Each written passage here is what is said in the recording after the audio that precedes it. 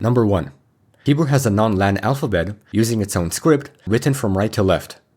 Considering the writing direction and script of Hebrew, this is caused by historical context when languages, like Hebrew, were written from right to left. Right to left scripts can be indicative of how ancient Hebrew is because of the medium of writing that was used to write the language. When learning Hebrew through English, this can be difficult, but it must be known. Number 2. Hebrew doesn't have any original vowels because of how it was written initially. The Hebrew alphabet has 22 letters which are only consonants with no vowels. To help understand the pronunciation and vocalization of the language, Hebrew has diacritical marks called Niqqud. This system consists of dots and lines used for pronunciation and vowel sounds, and Niqqud literally translates to dotting.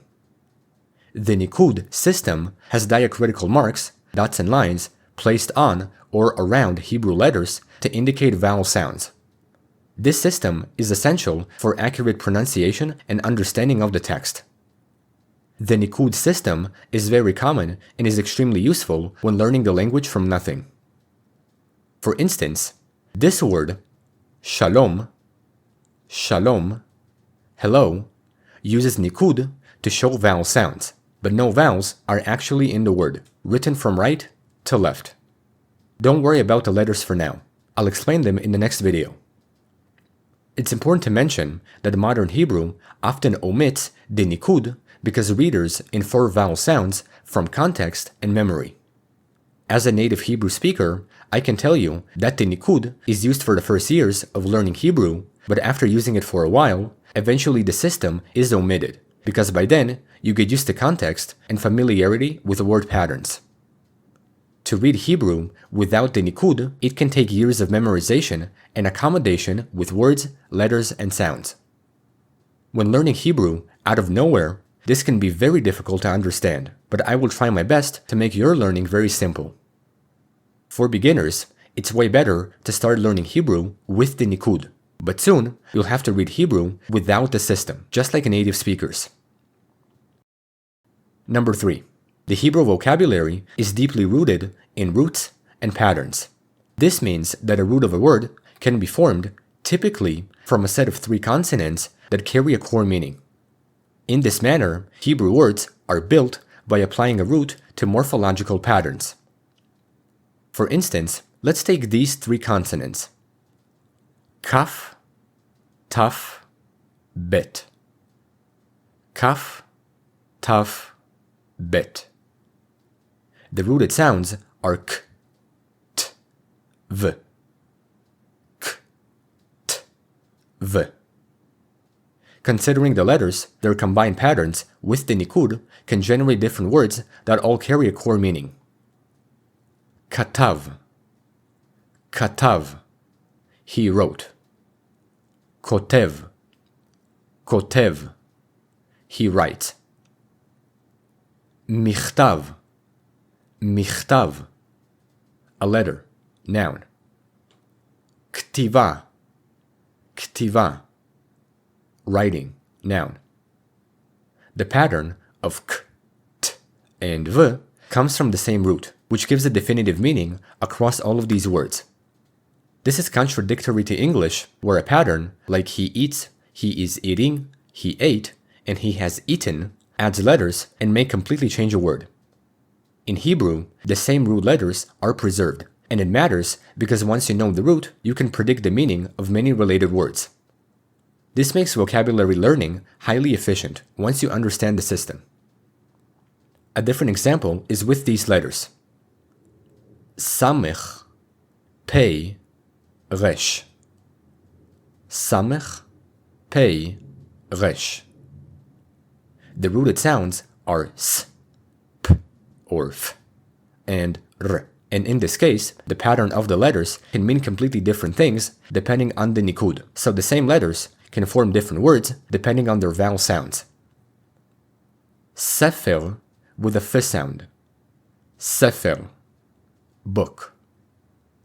Siper, siper with a p sound. He told. Sapar, sapar with a p sound. Barber. Number 4. Hebrew verbs are highly inflected in their conjugations. Unlike the basic system in English, Hebrew verbs must be conjugated based on the tense, person, gender, and number. Hebrew verbs also follow patterns that change the meaning and voice. We can have an example with a root and a pattern, like lamed, mem, daled. Lamed, mem, daled. The rooted sounds are l, m, and d. Together, we can have the following verb conjugations. Lamati, lamati. I learned. Lamad, lamad. He learned. Lomdim, lomdim. We, y'all, they learn. Yilmad, yilmad. He will learn. Regarding Hebrew verb conjugation, this system is way more complex than in English, but it is structured once you know the patterns. Number 5. Hebrew is an extremely gendered language, unlike English, which is gender neutral. Every noun in Hebrew is masculine or feminine, and gender also affects adjectives, pronouns, and even verbs and their conjugations. So, everything in Hebrew has gender, and you must match objects, adjectives, verbs, and pronouns accordingly. Even so, Hebrew doesn't have a neutral it, and even inanimate objects are gendered, like sefer, book, masculine, delet, door, feminine. This is how gendered Hebrew is, so it's very, very important to pay attention to gender from the start, because it affects agreement and comprehension.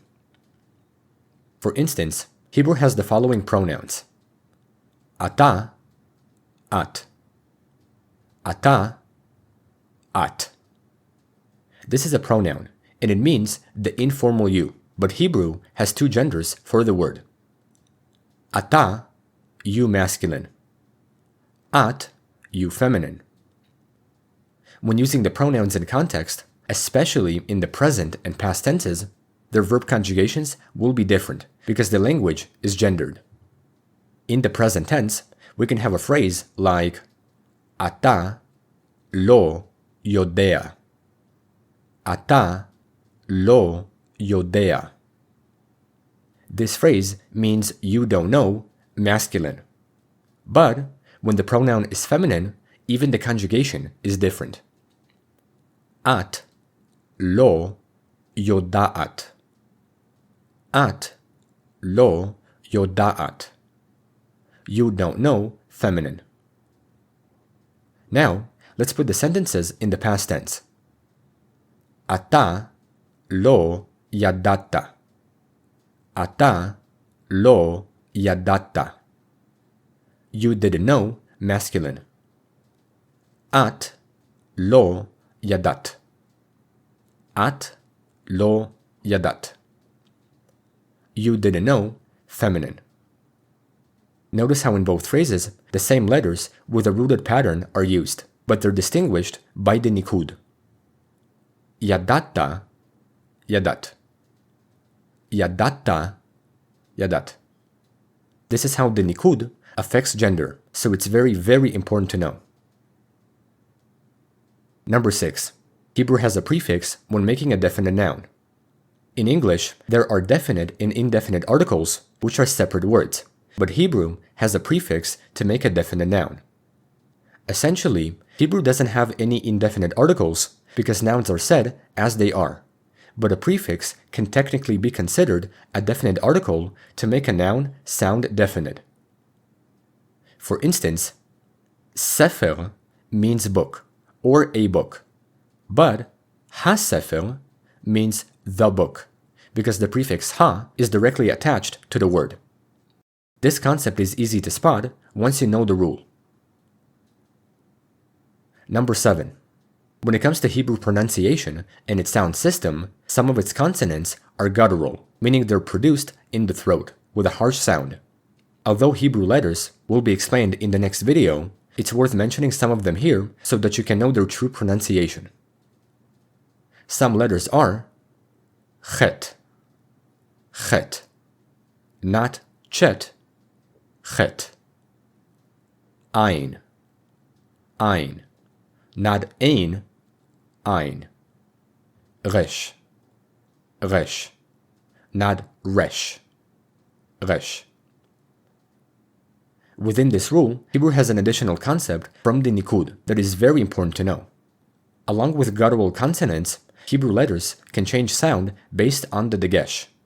The dagesh is a diacritical mark, which is a small dot placed inside a consonant letter that indicates a change in the pronunciation of that letter. For instance, the second letter in Hebrew is bet, and its true pronunciation is with a b sound. Bet. Bet. However, to achieve the b sound, the letter requires the dagesh when written. So, a dagesh in the letter bet indicates a hard sound, which is a small dot placed in the center of the letter. Bet. But, without the dagesh, the letter bet represents a v sound. Vet. Vet. The dagesh in Hebrew can also apply to other letters, so it's very, very complex, and I will fully explain it in the next video with the alphabet. Number 8. Hebrew doesn't have the verb to be in the present tense because it's only used in the past and future. Now here, it's important to bring up the difference between modern and biblical Hebrew, having different grammar and vocabulary. However, I will only teach modern Hebrew because it's more practical. In biblical Hebrew, there is no direct present tense for the verb to be. Instead, Hebrew uses action-oriented tenses like the perfect and imperfect rather than time-oriented tenses. Modern Hebrew, however, does have past, present, and future forms, with the past and future evolving from biblical Hebrew. So, while Hebrew doesn't have to be in the present, the past and future forms have preserved it from the biblical version. In modern Hebrew, there is a traditional system of tenses, including the past, present, and future. Pronouns are often used in place of the present tense of the verb, and the infinitive of the verb is used in some cases. In modern Hebrew, you might say, I am here as ani po. Ani po. With a dagesh, which is the pronoun I, followed by here. I here, instead of using a present tense form of the verb to be. While English can use the verb to be and indefinite articles, Hebrew doesn't have these concepts. So phrases like I am happy and she is a teacher are expressed without to be in the present. Ani sameach. Ani sameach. I am happy, masculine, or simply I happy. He mora. He mora. She is a teacher, feminine, or simply she teacher. In this context, Hebrew doesn't have to be in the present, so the concept simplifies sentence structure early on.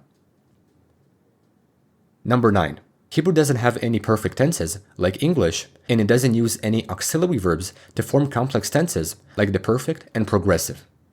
Instead, Hebrew has a streamlined verb system built around 3 basic time frames: past, present, future. Although it's a topic for a future video, it's worth mentioning some of it here. In Hebrew, the present is formed using participles, so there is no true verb form in the tense. In the past, Hebrew has a simple past tense pattern with direct conjugations onto verbs, without auxiliary verbs like did, have, or had. In the future, Hebrew uses prefixes attached to the root of a verb, so there is no separate future perfect like I will have eaten. Hebrew would express this concept with context or helper phrases, but not with tense changes. When looking at the number of tenses that English has, we can narrow most of these into the core forms of time in Hebrew, being the past, present, and future.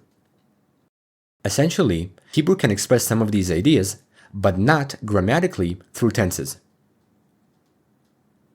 Number 10. Hebrew has a basic sentence structure just like in English, having the typical word order of a subject, verb, and object. Sometimes, it's possible to see the verb in the first order, which is grammatically correct, but less common in speech. When asking questions, Hebrew doesn't have auxiliary verbs like English, and instead, a rise in intonation is needed, which will be explained in a future video. When it comes to adjectives, the words must agree in gender and number with the noun. But unlike English, adjectives in Hebrew come after the noun, like a big house. Bait gadol. Bait gadol.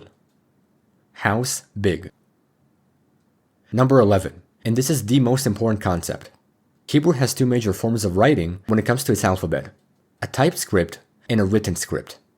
The typed script is the standard printed form of Hebrew letters, which is often used in books, news, signs, and most learning materials. It's the script you'll see when reading modern Hebrew or when typing online, and in the typed script, letters are written in square separated form.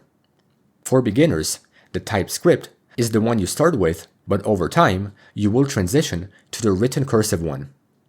Just like with the Niqqud, typed Hebrew is taught for the first years of learning the language, but after using it for a while, you will transition to cursive writing because it is exclusively used when handwriting Hebrew. As a native Hebrew speaker, I can confidently tell you that almost no one ever uses typed Hebrew to handwrite in Hebrew, but it is something that you can encounter in general writings like personal notes, journals, and advertisements.